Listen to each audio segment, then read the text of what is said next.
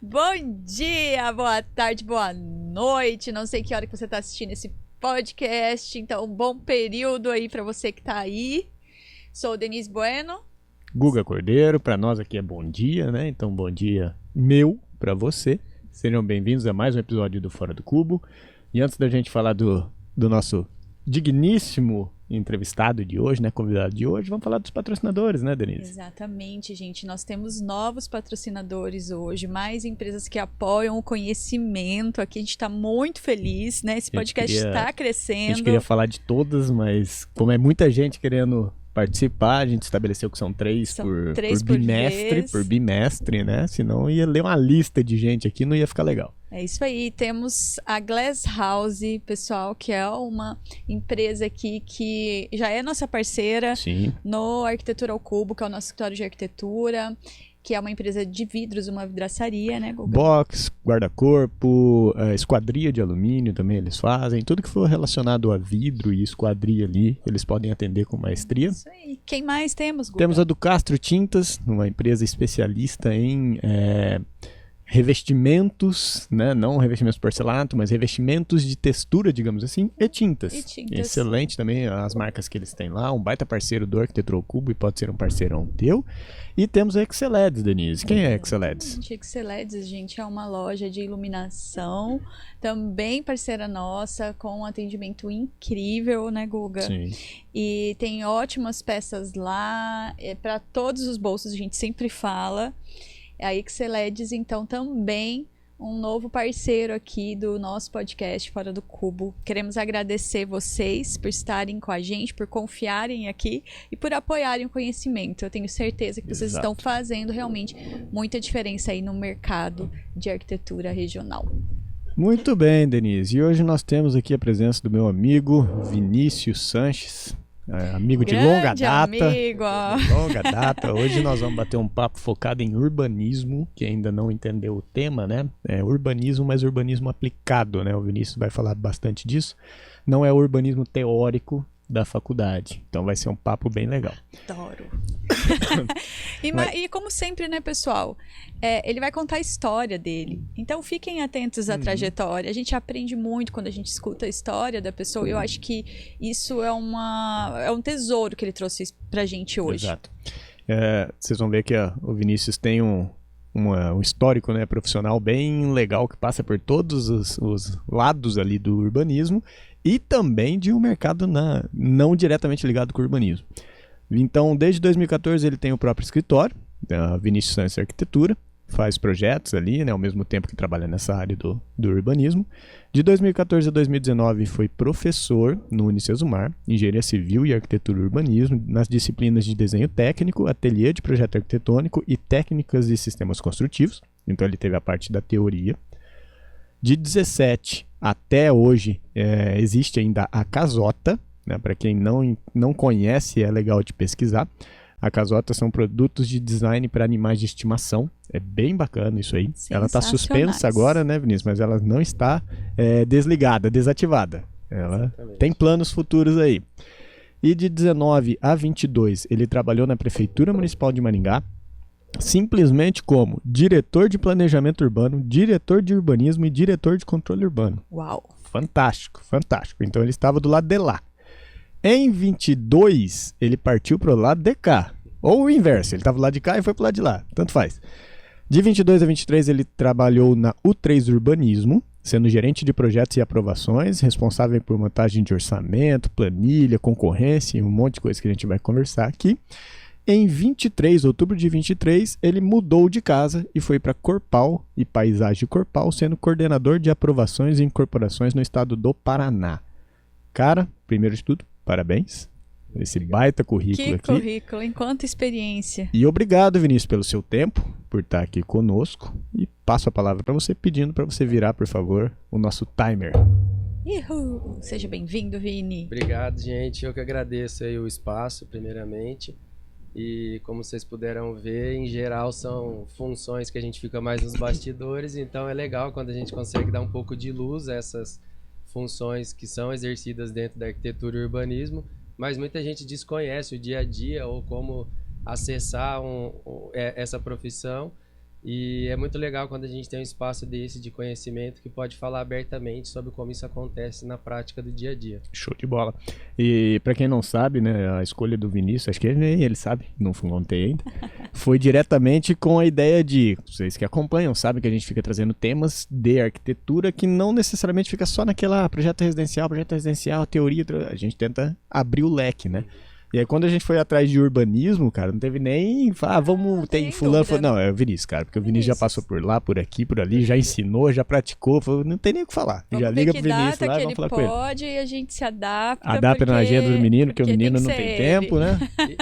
Isso é curioso, porque assim, quando você olha o currículo, às vezes pode pensar que foi algo planejado, alguma coisa assim, e de fato não foi. Até dá para ver pela diversidade de atuação que eu tive, desde formado até hoje, são áreas que muitas vezes nem se conversam, mas eu digo que é complementar. Para mim hoje, que estou inserido nesse contexto, é muito fácil de enxergar que elas são complementares e que todas elas de alguma forma me ajudaram a chegar aqui.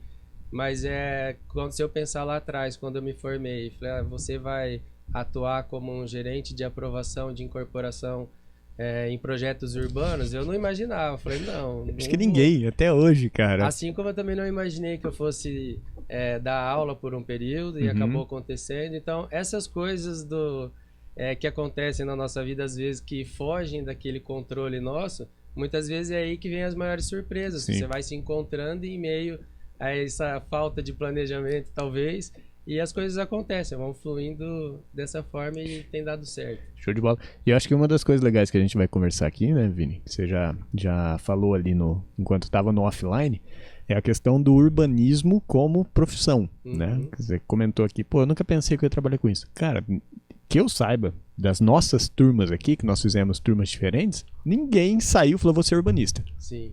Na prática. Na teoria até tudo bem, né? Você é professor de urbanismo, mas na prática, ninguém falou eu vou atrás de trabalhar com urbanismo. Se você perguntar para qualquer estudante de arquitetura ou profissional nomes de escritório de arquitetura no mundo inteiro, vocês vão listar uma infinidade de escritório de arquitetura.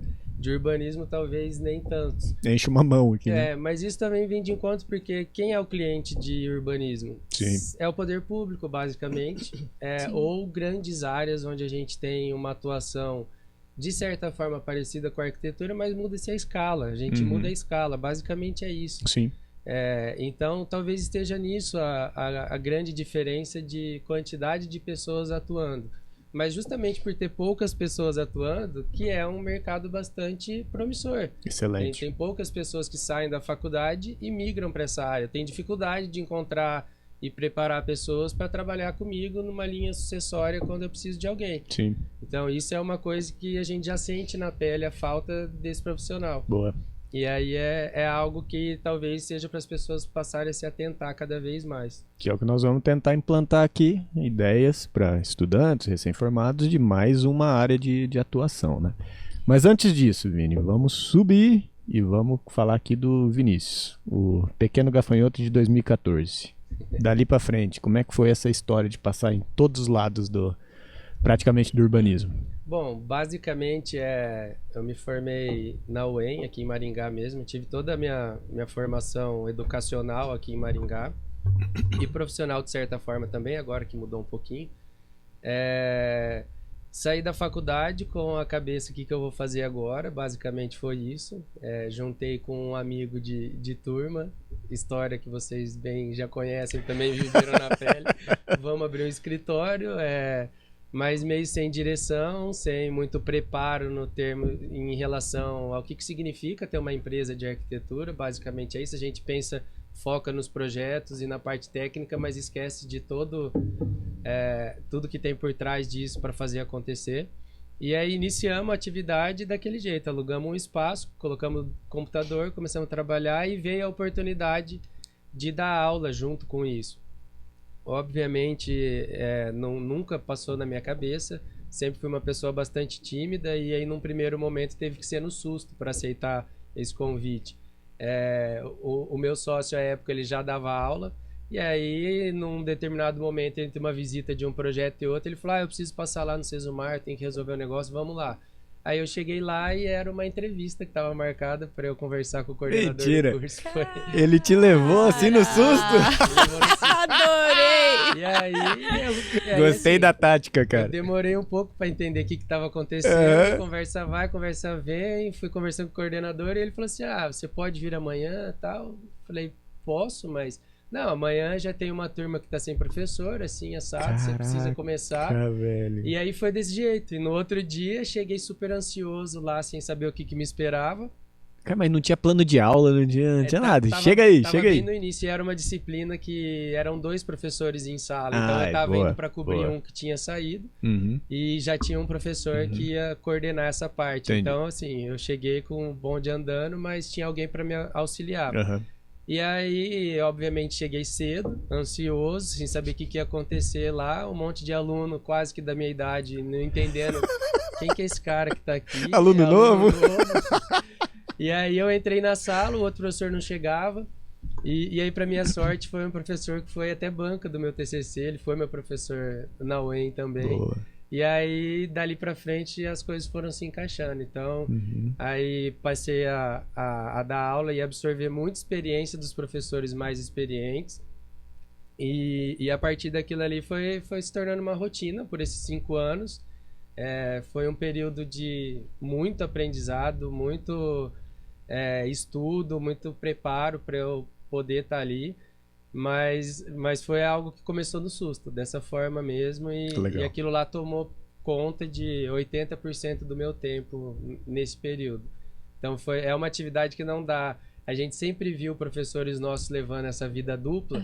A gente não tem ideia o quanto toma de tempo estar em sala de aula. É um absurdo. Imagino. Então foi uma experiência bastante rica para mim, e no sentido assim de profissão mesmo, porque até então eu não tinha tido uma experiência profissional. E essa foi uma experiência extremamente enriquecedora. E ter contato com alunos de diversos lugares, de diversas idades, cada um com uma realidade social, cultural diferente, isso faz com que você aprenda a se adaptar. Para mim, eu falo que a palavra resumo desse período meu de professor foi adaptação. Porque por mais que você venha já lá no 3º, 4º ano de docência, com a matéria já resolvida, as aulas montadas, é um ano totalmente novo, os alunos trazem experiências novas e aquilo se faz a cada ano. Então, todo ano é como se fosse um primeiro ano de fato, e essa adaptação é algo que começou a me cativar. E eu comecei a perceber que eu tinha uma facilidade de me adaptar às situações. E aí começou, por isso que eu falo que são complementares essas funções que eu desempenhei até hoje. Porque dali eu tirei essa facilidade de me adaptar e quebrei essa primeira barreira de receio, de será que eu vou dar Só conta? te interromper, quando você fala se adaptar, seria essa questão não é lidade, de interagir com pessoas? De interagir com pessoas e com a função que você tem que desempenhar para aquelas meio no geral, né? Como um todo, porque é uma forma é uma postura que você tem que ter enquanto professor, é uma postura que você tem que ter enquanto avaliador de produção dos alunos, e isso, assim, você não sabe o que te espera do outro lado. Eu já tive alunos bastante tranquilos, sem problema nenhum de lidar de uma forma mais calma. Já tive alunos que levou pai e mãe para conversar, uma coisa que você fala assim, como assim? Tô conversando com o pai e a mãe de uma pessoa que é quase da minha idade. Isso deve ser um absurdo, né? Posso fazer um parênteses? Já tivemos funcionária não, né? Candidata a um emprego, a uma vaga, que chegou com a mãe para entrevista. E a mãe participou da entrevista. Eu já olhei e falei,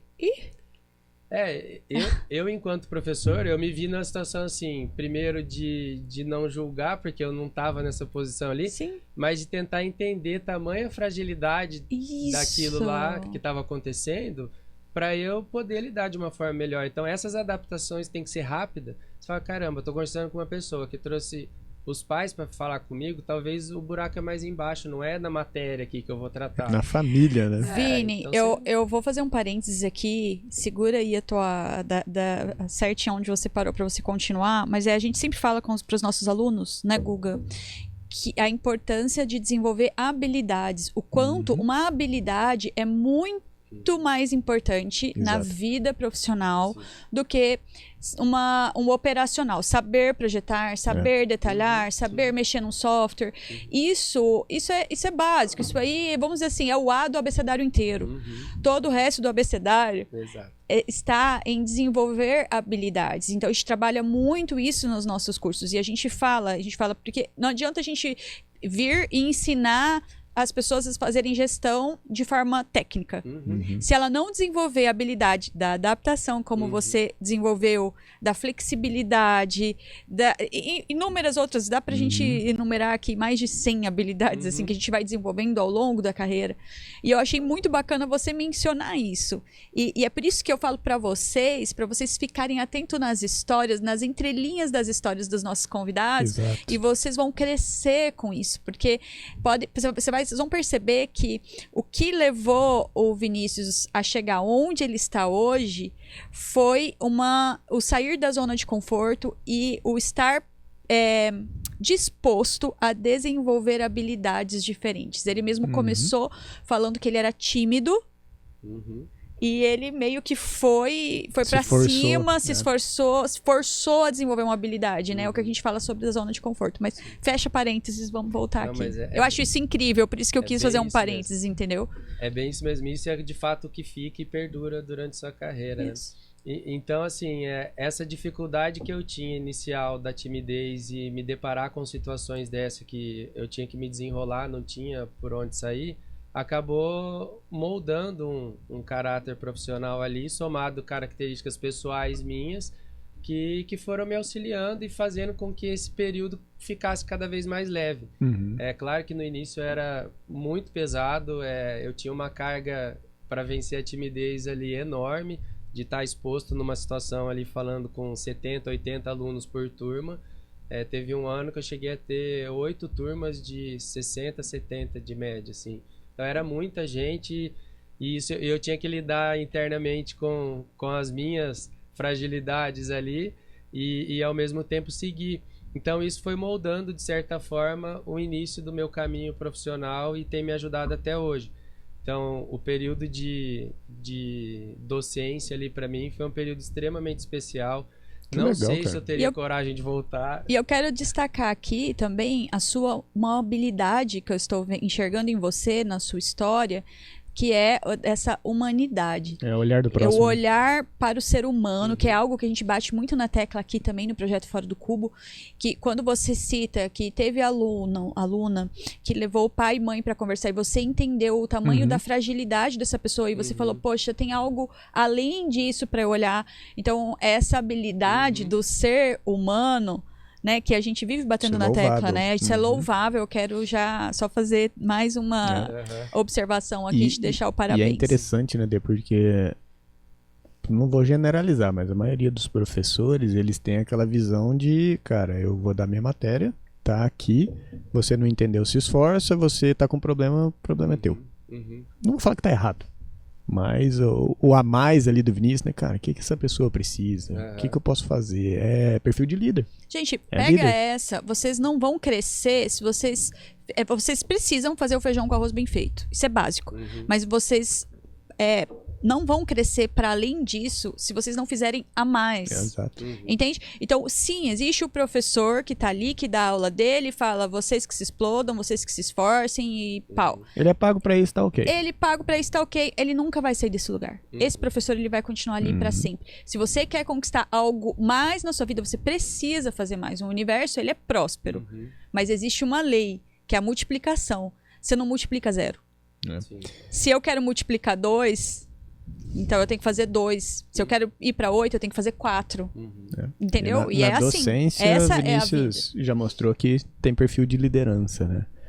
E aí, Vini, 2017, no meio das aulas, surgiu a Casota. A Casota, em paralelo à docência, continuei com a atividade de projeto, trocamos a sociedade ali, e aí foi onde eu passei a atuar junto com o Grola, a gente deu aula junto também. E a Casota surgiu de uma necessidade de projeto nossa para um cliente específico. A gente pensou nisso e falou por que não projetar algo que incluísse mais o animalzinho ali, no caso, ao convívio da família, porque é bastante comum você chegar em apartamentos e o cachorro, o gato ficar com uns panos largados na sacada, na lavanderia e em lugares assim, ou os que estão inseridos acabam piorando aquele ambiente. A casa tá linda e de repente tem aquele puff rosa, pink exatamente. no meio. Então, a ideia veio de produzir objetos assim, sem uma loucura extrema de criar coisas que não fazem sentido, porque continuam sendo animais, a gente atendeu uma necessidade deles, então os produtos eram pensados para os animais, mas que tivesse uma conversa com o ambiente que ele vai ser inserido, qualquer que fosse o ambiente interno da casa escolhido. Então ela veio disso daí. E foi uma experiência fantástica, porque daí a gente trabalhou com uma escala de milímetros, a gente brincava. Legal. Principalmente porque boa parte dos produtos levavam metalon, a chapa metálica, com corte a laser, a gente passou a trabalhar com milímetros de fato. Sim. E aí nós desenvolvemos alguns produtos antes do que foi lançado. A nossa ideia inicial era trabalhar com algo desmontável, que pudesse ser como um Lego, e ainda tem esse sonho de chegar num produto que eu consiga trabalhar dessa forma. Criamos algumas coisas com fibra de vidro misturado com imã, para ver se daria o ajuste que a gente queria, mas não conseguimos e acabamos chegando num produto pronto, sem ter o lance da montagem, mas que ficou num resultado melhor. E aí foi muito interessante, mais uma vez, a adaptação. Quando a gente desenha em arquitetura, a gente faz um projeto, é claro que a gente se preocupa no melhor desempenho daquele desenho.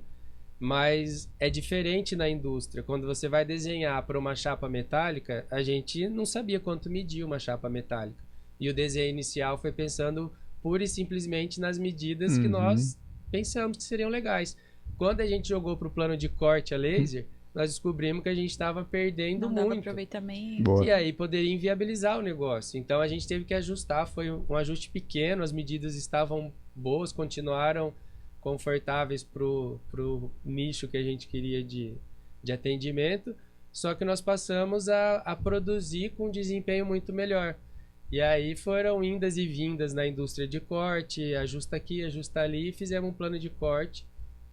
E aí vem a facilidade da formação com desenho, talvez, né?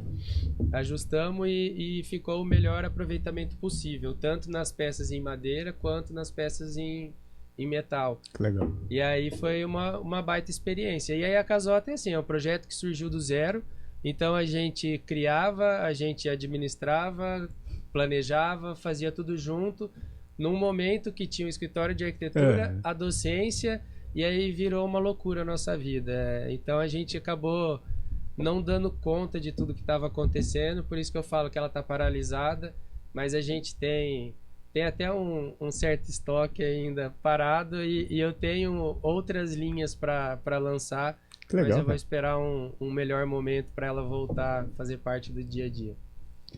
Muito bom. Aí, 19, mudou a brincadeira.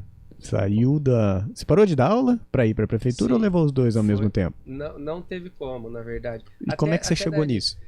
Isso foi até curioso, porque... Te levaram para entrevista também sem saber? Não, mas convidaram sem eu saber da existência da vaga, nem nada do tipo. No final do ano anterior, eu e um outro professor do Sesumar fomos convidados para ir lá conversar com um secretário, à época que ele tinha unificado duas secretarias, a de infraestrutura urbana e a de planejamento, estava na mão de uma mesma pessoa. E aí convidou, a gente bateu um papo, a gente conhecia já um arquiteto que estava lá dentro, e depois dessa conversa ficou meio que combinado que seríamos contratados e beleza. Só que para eu sair do Sesumar à época, eu deixaria na mão o coordenador, que além de amigo meu, era uma pessoa que depositou confiança em mim, me chamando para dar aula. Então eu falei, ó, eu vou para a prefeitura, mas preciso esperar terminar o ano letivo, pelo menos o último dia do ano letivo, porque eu não tenho condições. Eu ia entregar o último bimestre, ficar sem professor, não tinha como. E aí... Nunca abandonem seus valores, gente. Olha o aprendizado aqui, né? Que aí... exemplo bacana. Exatamente. E acabou sendo justamente, a recompensa veio muito rápido, porque num primeiro momento era para eu atuar como arquiteto da prefeitura, lidando com projetos, talvez fosse algo que eu me identificaria mais naquele momento. E aí na virada do ano eu recebi uma ligação me convidando para ser diretor, que era outro cargo, não tinha nada a ver com a área de atuação de projeto, para ser diretor de planejamento urbano, que era uma cadeira que estava com uma rotatividade alta. E aí eu assumi o risco mais uma vez, eu fui... Não, tá, você tá falando como se fosse muito simples, né, cara? Se de repente, vira diretor de planejamento urbano da cidade que é reconhecida nacionalmente pelo seu planejamento urbano. Você não aceitou assim, tá bom, tô dentro. Na verdade, assim... Parou ali, né? Foi, caraca, justamente velho. esse impacto que a cidade tem foi o que me atraiu na vaga. Uhum. Aí você acaba não pensando muito, porque com a idade que eu tava e você ser diretor de planejamento urbano... Uma oportunidade incrível. Uma oportunidade dessa, então eu não pensei muito. Talvez nem fosse a pessoa mais preparada, mas... Que massa, eu fui ali e fiz... Você já sabia que você coloca o pé antes do chão e que você ia dar conta, né? No final foi das mais ou contas. menos isso. Sem pensar, e fui. E aí comecei uma atividade 100% nova, nunca imaginei nem estágio em prefeitura, nada, não tinha tido nem muito contato. O máximo que eu tinha tido contato era a época de estágios e ir lá na prefeitura para ter qualquer tipo de tira. Não sabia como é que a máquina funciona. De jeito nenhum. E talvez isso foi até um lado extremamente positivo para mim, para minha manutenção lá nesse período, principalmente, porque de certa forma era um cargo técnico, mas um cargo político também. O cargo de diretoria dentro de uma prefeitura, a gente tem prefeito, vice, secretários, diretores. Sim. Então é um cargo que ele participa da estratégia da gestão atuante de todo momento. Então, além do quadro da parte técnica, tem esse lado de estratégia. E aí o fato do meu pouco conhecimento sobre a máquina pública talvez me ajudou. Sim. Porque eu cheguei sem preconceito algum lá. E sem vício? Sem vício nenhum. E aí, assim, de novo, 100% preparado para absorver tudo que eu tinha. Uhum. Então, a antiga diretora tinha se tornado secretária à época, foi quem me ajudou muito nessa transição também, porque ela tinha acabado de passar pelo cargo e a gente foi trocando muita ideia, me ajudou muito. E aí eu tive a felicidade de trabalhar com pessoas incríveis lá dentro, assim, talvez um quadro técnico mais bem preparado que eu já vi em termos de arquitetura tá ali dentro da prefeitura. Tem pessoas realmente muito preparadas para estar ali. E aí isso me ajudou demais. Então eu tinha uma equipe de aproximadamente 40 servidores atuando, que eu era diretor deles, e diversas formações, assim, desde parte administrativa, parte técnica de topografia, parte de campo de topografia, engenharia, arquitetura, estagiários. Então era um ecossistema ali montado entre essas 40 pessoas aproximadamente, e a relação com secretariados, as outras diretorias dentro da secretaria, e aí começa a abrir um leque de relação absurdo que você não imagina sem estar lá dentro. Sim. A gente fala muito do mundo empresarial, mas a prefeitura é uma empresa com aproximadamente 13 mil funcionários. Só no prédio ali do Paço Municipal tem 3 mil e poucos servidores. Então é um bicho muito diferente, assim. Sim. E dali veio muita coisa a fortalecer essa minha formação. E o externo, né, cara? Porque todo mundo que queria lançar alguma coisa na cidade diretamente teria que conversar contigo ali. Diretamente. Então ali eu comecei a ter contato com o urbanismo. Mais uma vez o imponderável acontecendo ali, você sem planejar. Essa talvez seja o primeiro ato de relação com o urbanismo e do lado público, no caso. Sim. O que foi muito importante pela relação com as leis, como aplicar a lei. Participei da produção de algumas, escrevi alguns projetos de lei junto com a equipe técnica lá. E a partir disso ter relação com as empresas. Que para minha surpresa era até algo assim que eu imaginava ser diferente, porque a gente vinha muito da arquitetura e via o lado de arquitetos atuando em empresas de arquitetura, e no lado do urbanismo não tinha arquitetos, e a gente que carrega o nome de urbanista, né? A formação nossa tá ali. Então eu quase não me relacionava com urbanistas em termos de aprovação No setor privado. no setor A privado. galera que vinha fazer o loteamento, o condomínio, o prédio, o que seja, raramente era o arquiteto. Raramente era arquiteto. Olha Então, foi uma curiosidade inicial, assim, e algo que começou a chamar minha atenção. Ali talvez tenha um nicho, alguma coisa acontecendo, porque não tem gente atuando ali com formação específica, vamos dizer assim. Você viu a dor. Exatamente. Né? E a Ali tem uma oportunidade. oportunidade. Exatamente. E é uma dor de fato, porque tudo isso faz com que o processo, conhecido por todo mundo como um processo moroso, ele acabe piorando, porque... Faltou técnico. Né? Exatamente. Então é algo que ficou assim muito claro para mim. O que eu tinha como equipe do lado de cá do balcão da prefeitura, eu não encontrava a mesma situação pro lado de lá nas empresas. E aí isso foi acontecendo naturalmente, cada vez mais participando de comissões importantes dentro da prefeitura, entendendo como a cidade funciona e abrindo o leque para essas possibilidades de ver como tem área de atuação para arquitetura. É muita coisa. A gente já falou de docência, a gente já falou de arquitetura, já falou de criação de produto. Dentro da prefeitura, são pouquíssimos os arquitetos urbanistas que estão candidatos ou em algum cargo eletivo Fantástico, que lida cara. diretamente com lei. Vereador para criar lei para a cidade não tem arquiteto, Não né? tem. E quem estuda a cidade, na sua essência, como dinâmica espacial, como relação das pessoas, somos nós. Né? E não tem. Só de cortar um minuto, desculpa, tem um vereador que é amigo meu, que quando foi agora na conversa do plano diretor, ele ficava me mandando mensagem perguntando dessas coisas, cara. E eu nem tenho ligação direto com essa área, né? Nem faço parte lá da criação e tal. Mas você via que ele estava carente porque os assessores dele e a Câmara como um todo não tem um técnico. Sim. Eles ouviam a prefeitura, eles ouviam os empresários, mas não tinha o isento. técnico urbanista, né? Exato. O isento, né? O isento, beleza? Que a prefeitura vê o lado dela, o que é normal. O empreendedor vê o lado dele. E o isento? Sim. Eles não têm, cara. Então isso que você fala é totalmente verdade. Se tivesse um vereador arquiteto, pô, a discussão era outra. Era outra, Era sem outra. dúvida, sem dúvida. A gente pararia de discutir coisas que não têm importância pro todo, pro coletivo, e passaria a discutir o que é essencial. Excelente. E a gente tem uma vantagem muito grande, que a gente está numa cidade que nasceu da prancheta, né? Uma cidade Sim. que ela, na sua origem, teve um desenho bastante inteligente, e isso ecoa até hoje para nós. Então, assim, lá eu comecei a perceber que em determinado momento a gente pode perder esse desenho original importante Sim. que traz bons resultados de planejamento para nós até hoje. Sim. Então é fundamental cada vez mais olhar com atenção esse lado público para a gente não perder a qualidade justamente do espaço. Sim. E aí é importante você falar que existe o interesse do privado, existe o interesse do público, mas eles não precisam ser divergentes em Não. algumas coisas. Pelo contrário, a empresa ela só vai ser próspera se ela tiver numa cidade que apresente condições para isso. Exatamente. Então, não são inimigos, né? Exatamente.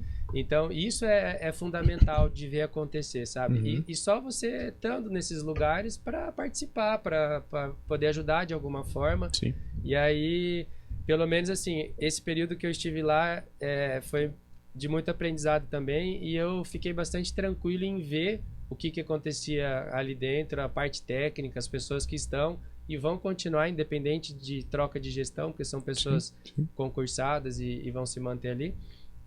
São pessoas de muita capacidade, assim, e a nossa cidade está em boas excelentes mãos. mãos. Está em excelentes mãos. Legal, cara. Mas aí esse período que você ficou aqui até janeiro de 22 lá, né? O que te fez sair? Você já estava vendo a dor do outro lado, né? Que faltava o arquiteto urbanista nas incorporadoras, nas loteadoras e tudo mais. Mas isso não te fez procurar esse mercado. O mercado que veio te procurar. Pelo contato com as empresas, e aí sim vai de encontro com aquele primeiro impacto que eu tive de não identificar tantas empresas especialistas naquele assunto, né? E aí uma dessas empresas tinha uma pessoa nova na empresa, um diretor que veio de fora, já mais atento com essa profissionalização do mercado, e acabei conhecendo essa pessoa lá ainda, e recebi o convite para atuar daí do outro lado agora, como na parte corporativa ali de uma empresa, atuando com projetos. Então, um pouquinho antes eu estava aprovando, participando de legislação, e surgiu a oportunidade de atuar como arquiteto na iniciativa privada e a entender um pouco como isso funciona. E aí, mais uma vez, essa mudança de funções, essa diversidade acaba fazendo com que seja sempre a primeira vez, né? Sim. Então, parece aquele filme, como se fosse uma certa amnésia. Cada dia é uma novidade. Então eu tinha que me lembrar todo dia dos valores e de tudo mais que me levou até ali. E de certa forma, isso sempre foi importante para me manter vivo esses valores em mim. Mas você sabe que uma vez uma amiga minha falou uma coisa, né? Porque a minha trajetória também não é diferente, assim. Eu tô mudando o tempo inteiro, aparece uma oportunidade, eu vou... Olha aqui onde a gente tá. Uhum. A gente é arquiteto, a gente tem um escritório de arquitetura, a gente tem um escritório de design, a gente tem uma empresa de TI, a gente tem uma empresa de educação e a gente tá aqui gravando um podcast. Então, assim, vai aparecendo as oportunidades e a gente vai se jogando. Mas uma amiga falou uma coisa que nunca saiu da minha cabeça. Ela falou assim, Denise, você pode sair dos trabalhos, de qualquer trabalho, ir mudar a forma de realizar o trabalho, mas a sua carreira nunca sai de você. Uhum. E é isso que eu enxergo em você, na sua trajetória, né? Sim. Tudo que você desenvolveu de habilidade, o seu conhecimento, a sua carreira, ela vai junto com você. Uhum. Então, muita gente tem medo. Eu tô fazendo esse parênteses porque muita gente tem medo de mudar, tem medo da mudança, tem medo de trocar, tem medo de ir além, né?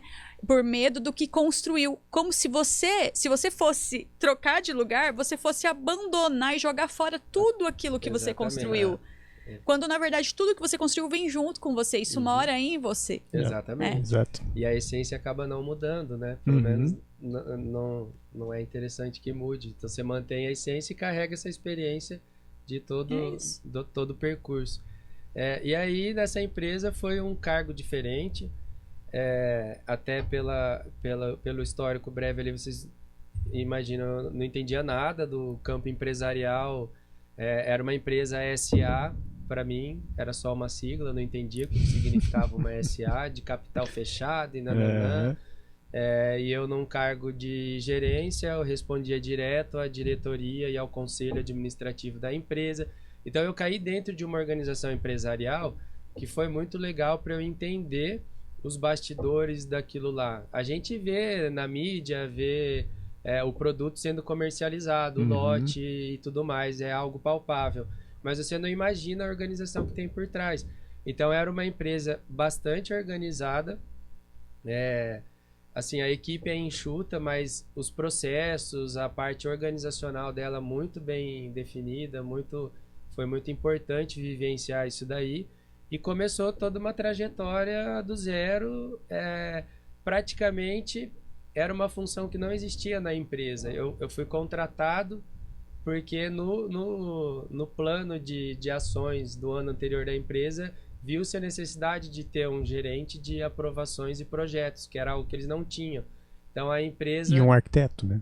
De urbanista. De preferência alguém da área. Então uma empresa que está anos no mercado, que sabe o que está fazendo e não tinha um urbanista até essa data. Que loucura, cara. E assim, continuam todas as outras empresas praticamente sem ter. Então, isso você acha que é uma culpa nossa, como arquitetos urbanistas, ou não? É algo que aconteceu naturalmente? O que você enxerga? Eu acho que no ponto de vista da formação nossa, a gente veio de uma escola que tem esse lado forte de ensinar o urbanismo. A gente teve na nossa formação isso muito presente. Sim, a UEM bate muito nessa tecla. Bate muito nessa tecla. E aí, então assim, para nós até foi algo bastante normal na nossa formação. Mas eu vivi dentro de outra instituição e tive contato com outras em que isso assim, é um detalhe que passa dentro do curso, praticamente. Meio que de lado. Assim. Tipo, não tem uma dedicação tão grande. Mas eu acho que o principal ponto, assim, é que você tem uma restrição de quem são seus clientes. Basicamente Mas isso. Mas não seria uma falta de informação, Vinícius, do sentido de, cara, você está se formando arquiteto urbanista, você pode, igual você mesmo falou, né? Você pode fazer design de produto aqui, criação de peças, você pode ser arquiteto, pode light design, você pode ser assessor trabalhar em incorporadora vertical, incorporadora horizontal, prefeitura com aprovação de projeto, loteadora com aprovação de projeto. Não falta um escopo, isso aqui é o que você pode fazer? Sim. Porque a galera sai, eu sou arquiteto, o que eu tenho que fazer? Casa. Com certeza. E fica nisso. Mas você já reparou como as marcas que estão em volta do mundo da arquitetura virou um centro de business aquilo ali, um glamour em volta de tudo aquilo ali, que desde a origem, desde o cara que ele é aluno, ele já está sendo envolvido para desenvolver o concurso da marca Deca. tal. Exatamente. Da Deca. Que é muito legal, muito legal, mas você tem razão. Já tá ficando na cabeça que é só residencial. Tem um holofote é verdade, lá. Então, é verdade. assim, a gente, desde a formação, existe uma mística em volta dos arquitetos. Pô, todo mundo sabe quem é o Niemeyer. Sendo arquiteto, estudante de arquitetura ou não, todo mundo já ouviu falar dele. Sim. Mas pouca gente sabe quem é o Lúcio Costa. E aí vai mais ou menos nisso, eu acho, sabe? É a questão do holofote, tá ali. Faz sentido. Uma coisa mais difundida. Mas olha, por mais que nós tivemos um urbanismo muito forte na nossa formação ali na UEM, quando eu me formei, eu saí com essa cabeça de que para ser urbanista eu precisava trabalhar com política. E aí, eu tinha um preconceito em relação à política no seguinte sentido: não vai ser o melhor para a cidade, vai ser o melhor para o prefeito que estiver na época. Ou seja, não vou conseguir aplicar nada dos ideais, do que é. Tipo, da teoria, isso era um preconceito meu. Quando, na verdade, vai muito além disso. E eu também caí de paraquedas, quando eu me formei no escritório que eu trabalhei, para desenvolver um loteamento. Eu caí de paraquedas, também não existia ninguém especializado, né? E aí eu meio que, assim, como que eu posso te dizer? Fui percebendo muitas barreiras, e eu não tinha o conhecimento. E aí eu senti necessidade de ter uma especialização em urbanismo para desenvolver aquele trabalho. Mas não existe. São pouquíssimas. Eu falo assim, e o escritório desenvolvia vários e vários loteamentos e não tinha uma urbanista realmente desenvolvendo. Exato. Tinha a Denise lá, arquiteta e urbanista, mas qual urbanismo que aprendeu na faculdade. Sim. Não é não tem uma vivência. E minha pergunta é exatamente essa. Porque o insight veio agora, eu nunca parei pra pensar. Principalmente porque a gente não atua nesse mercado. Mas você que tá nele, né? O que você enxerga fora esse glamour, que é excelente, cara. Por que as loteadoras não... Cara, a gente precisa de um urbanista. Por que nunca teve isso? Eu tenho visto uma mudança de chave nesse sentido agora. Porque o vertical, ele é notório como já é um tipo de incorporação que acontece, está bastante consolidado. E a gente vê muito profissionalismo na atuação daquilo ali acontecendo. Então, assim, até em termos de organização, enquanto empresas que produzem aquele tipo de produto, eles são muito mais atuantes dentro da prefeitura, nas comissões, em audiências públicas que acontecem, você sempre vai ver alguém da incorporação vertical e assim por diante.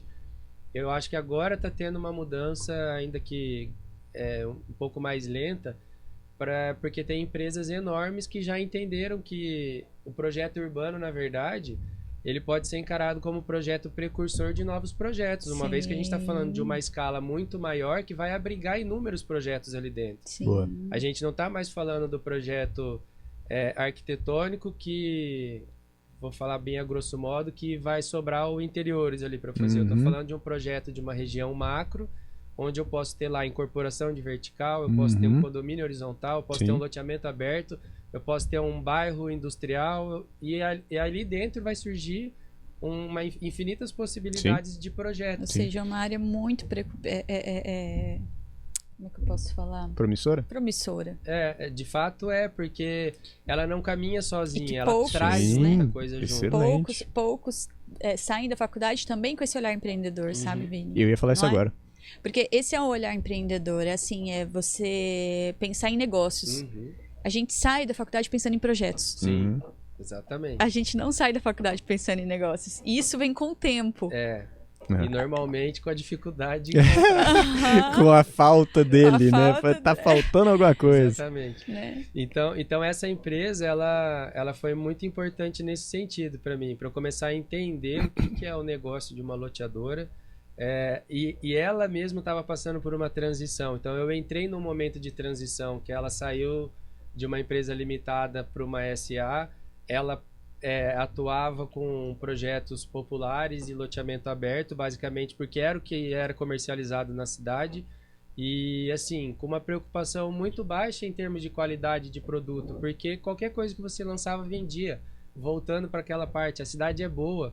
Se a cidade é boa, vende lote facilmente e não falta. Sim. Então não tinha uma preocupação de desenvolver um produto que precisasse conquistar o cliente, sabe? A demanda reprimida já estava ali. E aí isso começou a mudar, eles começaram a sentir isso. Então, assim, aquela cartela de clientes dele começou a ficar cada vez mais longa, inadimplência aumentando um pouco, e aí foi quando migrou para o alto padrão, que acaba sentindo menos crises que eventualmente acontecem de tempos em tempos. E aí é um produto diferente, eu entrei nessa transição na empresa, então passei a lidar com essa mudança junto com eles, então foi muito importante para a carreira vivenciar isso, participando assim o tempo inteiro, estando em comissões, junto com a diretoria da empresa, junto com o conselho administrativo, debatendo assuntos da empresa. Isso foi legal, eu tinha contato direto com o presidente da empresa, tinha contato direto com o conselho administrativo e assim por diante. Então isso foi muito enriquecedor para mim, do ponto de vista organizacional, basicamente sim, se aprender uma forma de trabalhar com um processo mais detalhado, definido e assim por diante. E aí a partir disso veio o convite para onde eu tô hoje, que basicamente eu faço a mesma coisa que eu fazia, mas é uma empresa um pouco maior, uma empresa maior. Pode falar o nome? Posso, estou na Corpal. E a Corpal, eu atuo para a Corpal e para a Paisagem Corpal, porque elas têm uma parceria no estado do Paraná, que é Paisagem Corpal e Corpal atuando juntas. Então eu acabo atuando um pouco para cada empresa. Só que é uma empresa que atua no Brasil inteiro, né? Exatamente. Então isso te abre um leque de informação e de conhecimento muito maior. É o que tem acontecido agora nessa fase. Então a Corpal, ela é uma empresa de Dourados, Mato Grosso do Sul, mas ela atua Mato Grosso do Sul, Paraná. Aí a Paisagem Corpal já atua bastante na região de Curitiba, região metropolitana ali, Santa Catarina, Rio Grande do Sul.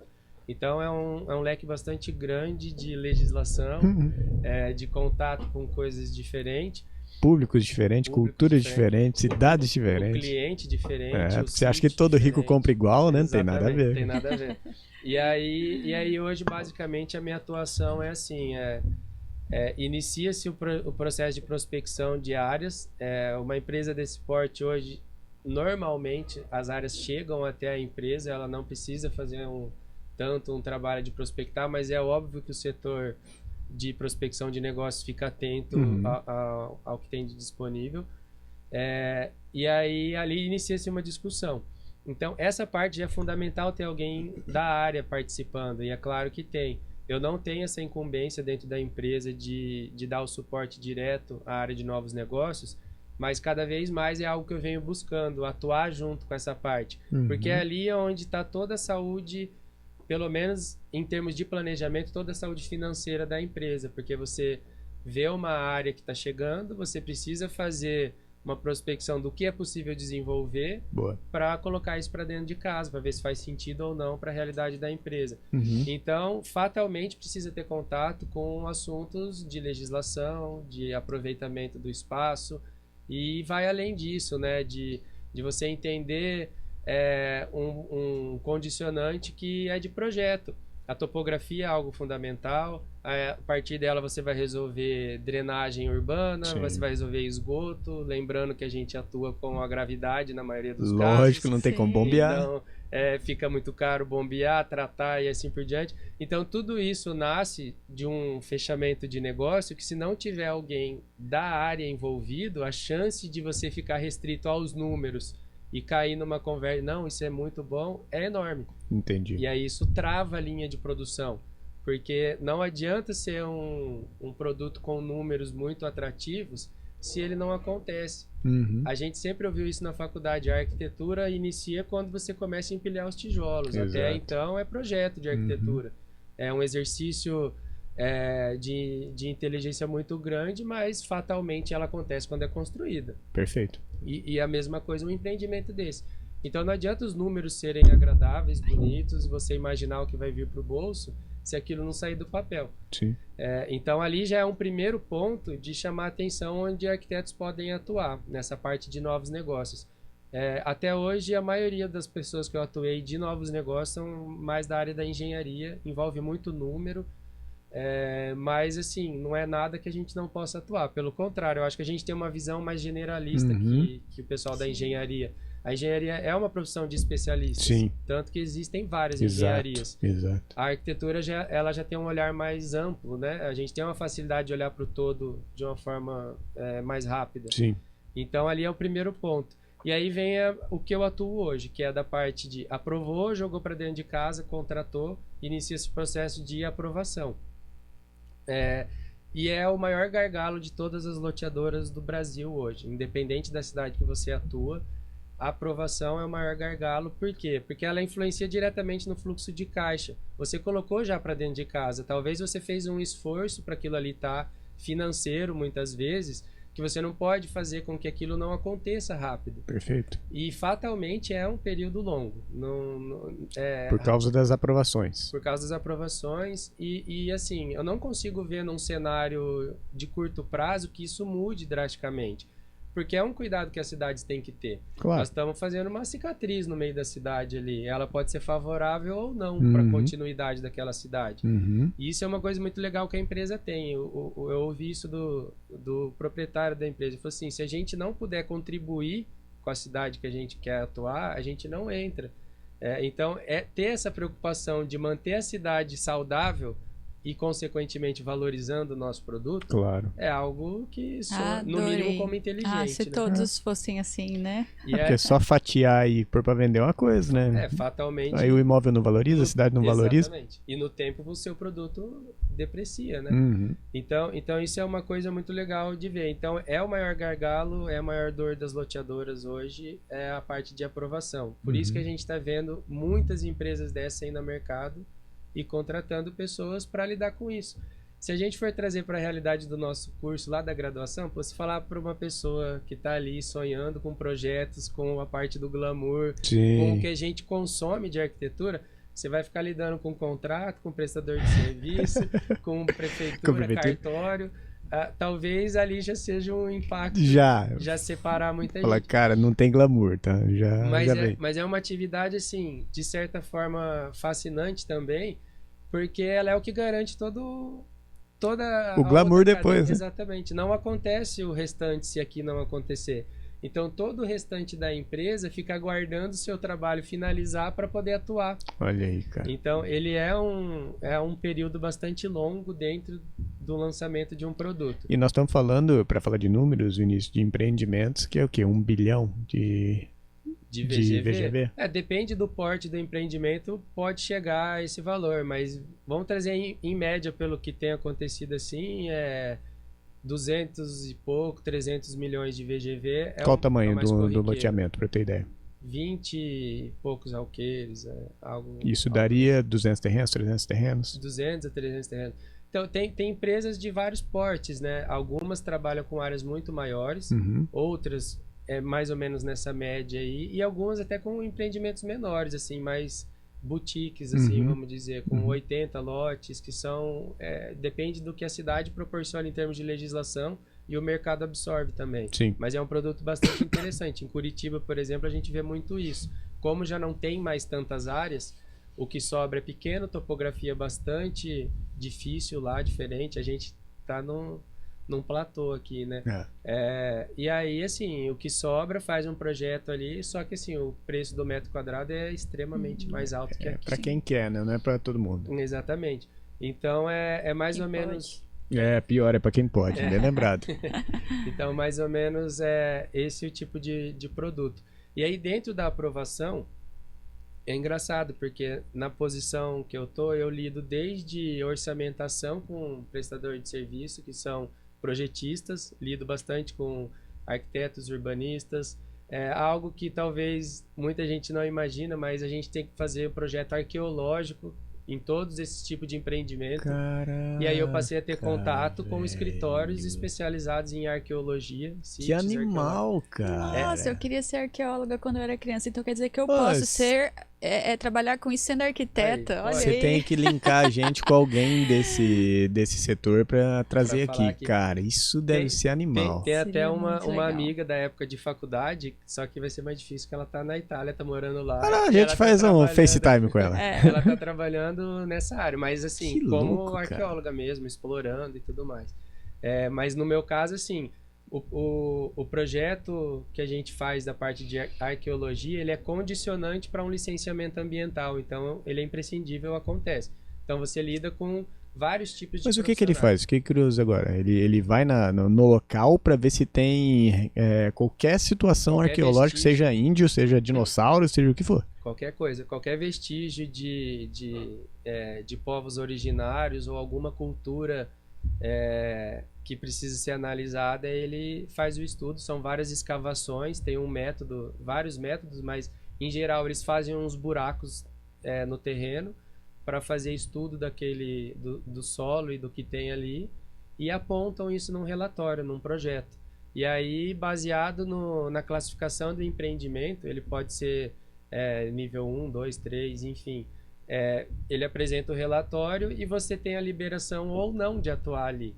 Então, olha o risco que você tem. Cara, olha só, tem que fazer isso antes de qualquer Antes de comprar o contrato, antes terreno, de comprar a propriedade. E não acontece antes de comprar terreno. Ah, Não acontece.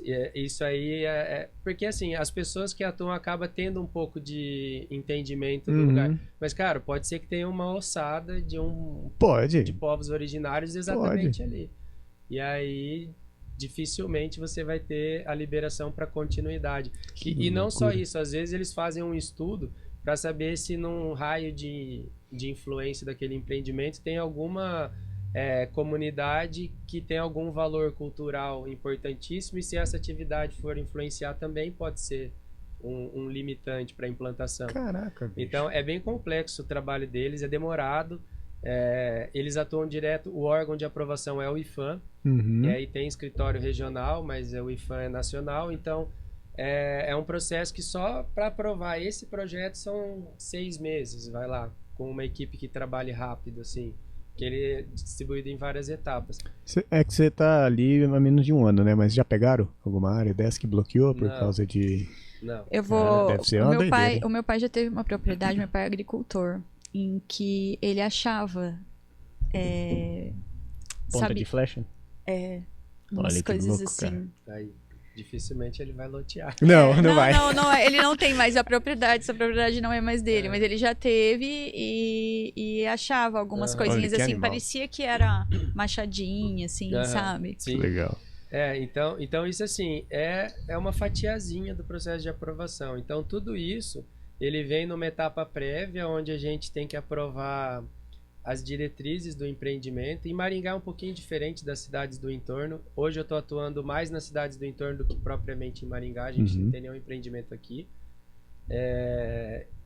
E assim, basicamente você comunica à prefeitura o que você quer, qual a sua intenção com o empreendimento.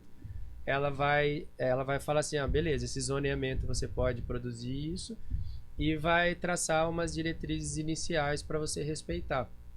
Tanto em termos de vias mesmo, de ruas, quanto em termos de área a ser doada para o poder público. Tem uma porcentagem da área inicial que é doada para a parte institucional, e assim por diante. Aí você vem para a parte prévia da aprovação, que é uma licença prévia ambiental, e o projeto urbanístico propriamente dito, que começa a ser elaborado ali.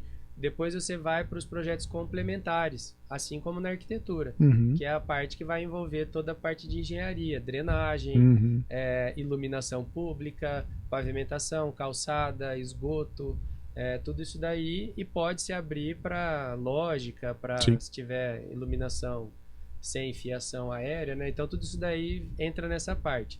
Aprova-se todos os projetos complementares, junto com a licença de instalação, que é a licença ambiental mais completa, e aí você aprova o empreendimento.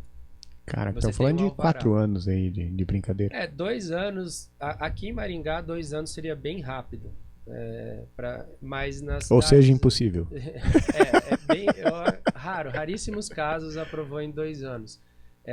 Em cidades do entorno, 2 anos seria algo assim, mais que isso, você está perdendo tempo já também. Tá. Mas tem vários casos de 6, 10, Nossa. 15 anos, pela complexidade de fato do objeto e por burocracia mesmo.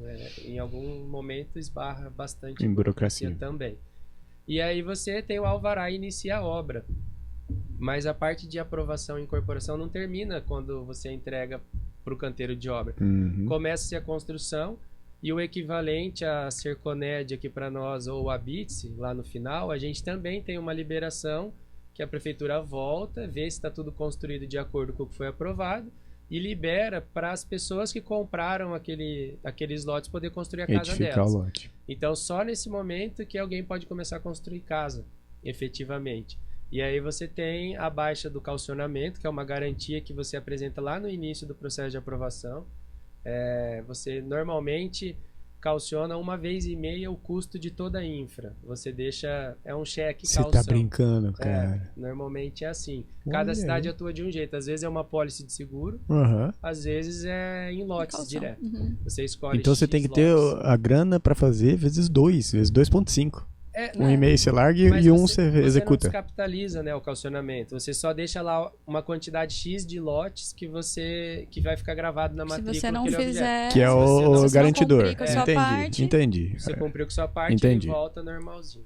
É o fiador ali. Exatamente. E aí tem a parte de incorporação, como no vertical, registros e relação com o cartório bastante próxima para entrega de matrícula para cada um dos clientes e, consequência, a contratação dos arquitetos, fazer casa e tudo mais. Véio, E aí sim que faz o lançamento.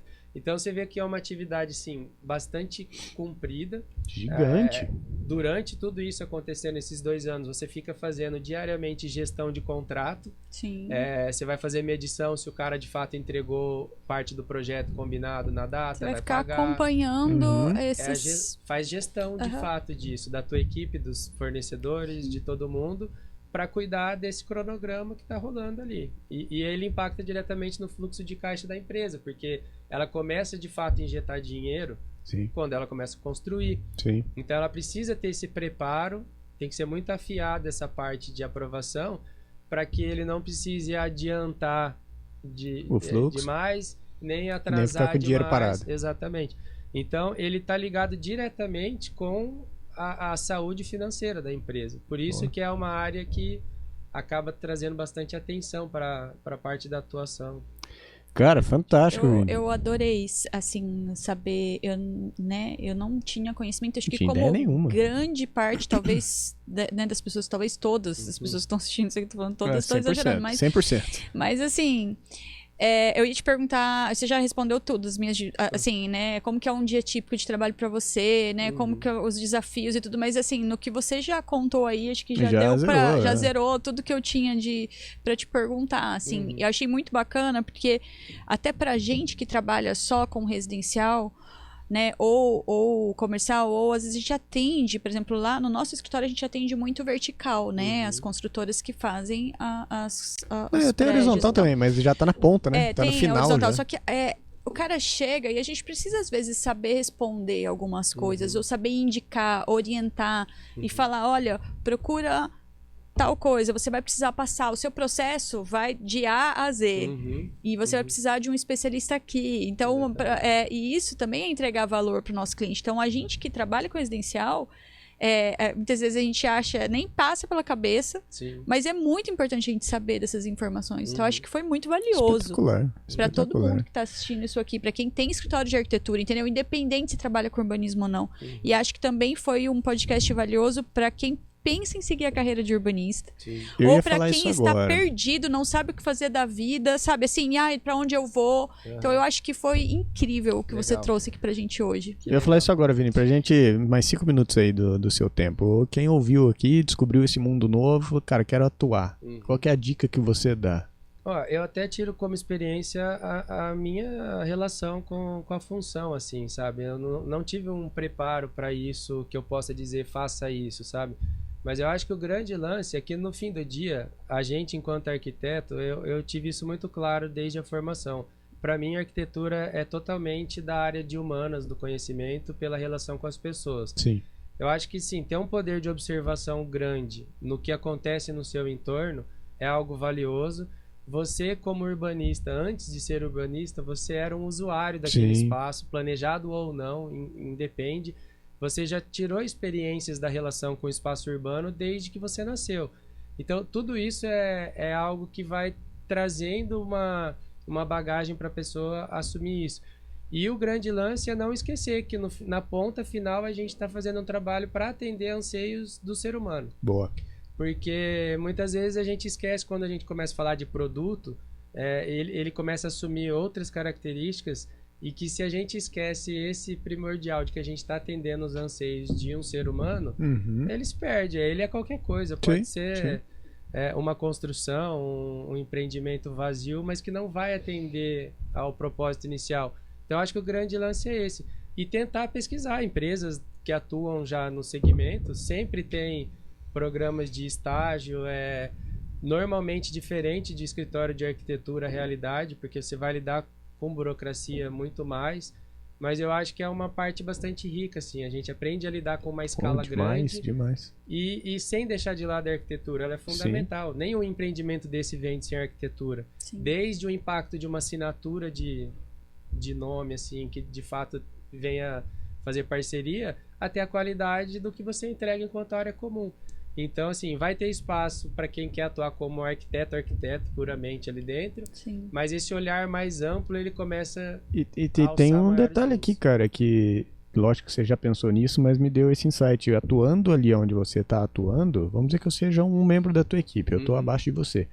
Você está falando dessa parte inicial burocrática, mas depois, na hora que tem o desenvolvimento do produto da arquitetura, você vai ter o contato com o escritório de arquitetura que projeta o loteamento. Com certeza. Esse contato pode te levar para trabalhar do outro lado, sem né? dúvida, Porque sem você está dúvida. na loteadora, Exatamente. mas e o projetista? Exatamente. Pode colocar lá dentro. Exatamente. Aí tem o interiores também, que geralmente não é o mesmo escritório, é outro que faz. Também pode abrir esse leque de contato. Paisagismo, O paisagismo. É um impacto gigantesco. Então, aonde você está ali é um hub para outros escritórios também de arquitetura e construção civil. Exatamente. Cara. E sempre de ponta, assim. Dificilmente você vai atuar com pessoas... Só gente de elite no setor, né? Exatamente. Então, acho que é isso, assim, que eu tinha para contribuir um pouco nessa conversa. Um pouco? Você é louco. Fantástico, cara. Eu acho que é um espaço muito legal para a gente ocupar, cada vez mais necessário, a gente precisa disso. E não se fechar para nenhuma possibilidade profissional, porque pode ser que ali naquela incerteza vai surgir algo que você não imaginava fazer e vai desempenhar bem aquela função. Cara, vai trilhar excelente. Seu caminho. Excelente. Sensacional, Vinícius. Vinícius, pra gente terminar, irmão, a pergunta mais pessoal. Quando o Vinícius morrer, ou o Vinícius tiver 80, 90 anos, como é que ele quer ser lembrado? A gente falou muito de profissão até agora, eu tenho muito claro para mim, aí vem daqueles valores pessoais, eu tenho muito claro que para mim, assim, a profissão, ela é uma atividade fundamental para minha vida, mas ela é muito, assim, condição para que eu viva bem com o que realmente importa, que é a minha família. Boa. Então, eu sou extremamente ligado à família e para mim o que seria importante é alguém que viveu bem com os seus, até o último minuto, aproveitou tudo que pôde e é isso. Excelente, meu cara. É isso aí. Cara, muito obrigado. Muito obrigado pelo seu tempo, obrigado por estar aqui, que a gente sabe que sua agenda é complexa. Obrigado por disponibilizar tempo conosco.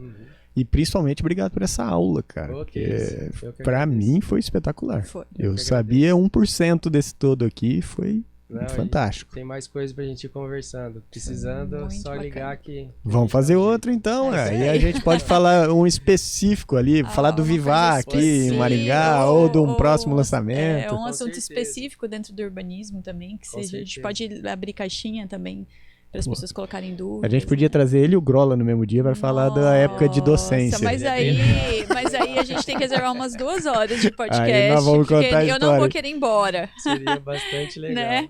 Com certeza. Obrigada, Isso viu, aí. Vinícius? Eu que agradeço, gente. Obrigada a todos aí que passaram esse tempo com a gente. É sempre muito bom estar com vocês.